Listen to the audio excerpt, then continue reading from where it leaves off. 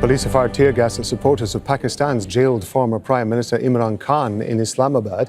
At least 7 people were killed and dozens have been injured. Tens of thousands of Khan's supporters and PTI party members have marched to the capital on Monday to demand their leader's release. Security forces had locked down the city to prevent demonstrations. The protest march comes ahead of a court hearing where Khan is expected to face terrorism charges. Kamal Khadr is joining us now live from Islamabad. So we understand that Khan's supporters have crossed several barriers so far. Talk us through what's been happening, Kamal.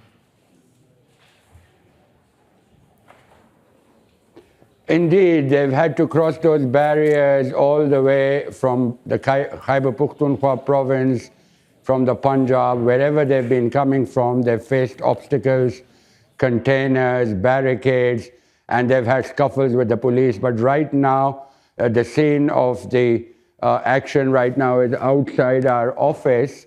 And of course, the paramilitary forces are also using automatic fire. They're firing over the heads of the protesters. They're also using intense tear gas shelling. But that has not deterred the protesters who have already arrived at D Square, which is situated right where we are. And right now, those protesters, they fall back when they come under fire or under tear gas, and then they come back to this place. So indeed, a very tense situation here in Islamabad. And of course, it is an active scene because we have right now the Rangers, which are just outside where we are, and they're using automatic fire to try to control the crowd. But the crowd is still able to move. We can see from our window, and you're probably able to see people are now coming. They are running towards the security forces, and you can hear the firing in the background as well. So very tense situation indeed. And of course, a lot of people here in Pakistan would say that there is a constitutional right for people to protest peacefully, so the government should have handled this more carefully. Go ahead. Please forgive me for interrupting you, but I did want to ask you about what's happening behind you. We can see quite fairly clearly some of the protesters there and some things being thrown. When you say that the military is firing on the crowds, are you able to describe to us what kind of ammunition they're using? Is it tear gas or is it live ammunition?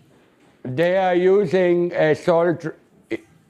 They're using live assault rifles. These are Kalashnikovs, AK-47. They're using, as you can hear that, they're using automatic fire, and they're also throwing in tear gas.